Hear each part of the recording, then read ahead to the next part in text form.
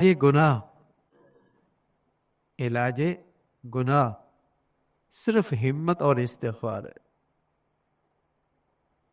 ہمت اور استغفار، یہ اس کا علاج. ایسے آدمی علاج تب کرتا ہے جب آدمی کو مرض کا احساس ہو، اور مرض کی شدت کا جتنا احساس ہوگا اتنا علاج کا بھی اہتمام زیادہ ہوگا. آج المیہ یہ ہے کہ ہماری فکر خراب ہوگی، ہماری ذہنیت خراب ہو گئی، ہمارا ایمان کمزور ہو گیا، ہمیں گناہ کی شدت کا احساس نہیں ہے کہ یہ زندگی میں اور یہ دنیا میں کیا تباہی لے کے آتا ہے، یہ گھر میں اور اولاد میں اور نعمتوں میں کیا بربادی لے کے آتا ہے، یہ احساس نہیں.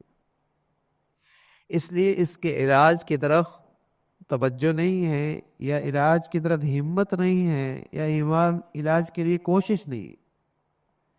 اس مرض کے شدت کا احساس نہیں کہ یہ کیا تباہی لے کے آتا. ٹھیک، اس لیے ہمیں ہمت نہیں کرنا. مسئلہ یہ ہے. حالانکہ اللہ تعالیٰ نے گناہ کی شدت کا تذکرہ یوں کیا، فَكُلًّا أَخَذْنَا بِذَنْبِهِ فَمِنْهُمْ مَنْ أَخَذَتْهُ الصَّيْحَةُ. یہ جو چیخ آئی اور جس سے لوگوں کے کلیجے پھٹ گئے، وَمِنْهُمْ خَسَفْنَا بِهِ الْأَرْضَ، یہ جو زمین پھٹی اور زمین کے اندر لوگ دھنس گئے، وَمِنْهُمْ مَنْ أَغْرَقْنَا، اور یہ جو زمان کی دریاؤں کے اندر ڈوب گئے. پھر فرمایا یہ سب کیوں ہوا؟ گناہ کی وجہ سے تو ہوا.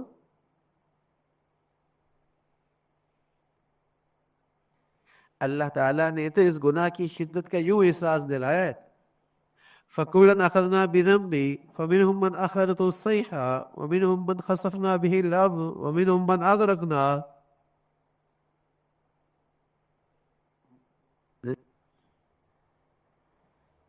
تو گناہ کیسے ہنستی بستی زندگی کو خراب کر دیتا ہے. گناہوں سے کیسی تباہی اور بربادی آتی ہے. چونکہ آج اس گناہ کا احساس نہیں ہے، اس لیے علاج کی ہمت نہیں کرتا. کہ گناہ کا بھی کوئی علاج ہوتا ہے.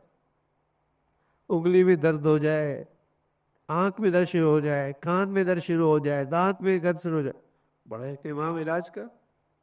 کوئی بری بات نہیں، ہونا چاہیے.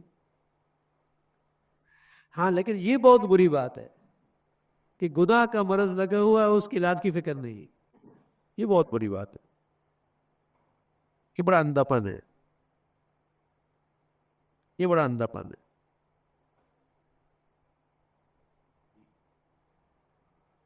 تو جسم کی بیماری ہو تو آدمی ہمت کر کے علاج کرتا ہے، اور جتنا شدید بیماری ہو اور شدید مرض ہو اتنا زیادہ اہتمام سے علاج کراتا ہے.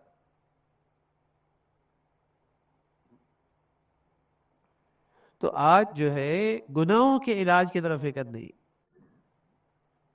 بہت سارے گناہوں کو تو ہم نے اپنی زندگی میں خود پال رکھا ہے. کیا اس کے بغیر کام بنتا نہیں؟ اس کے بغیر دنیا چلتی نہیں ہے،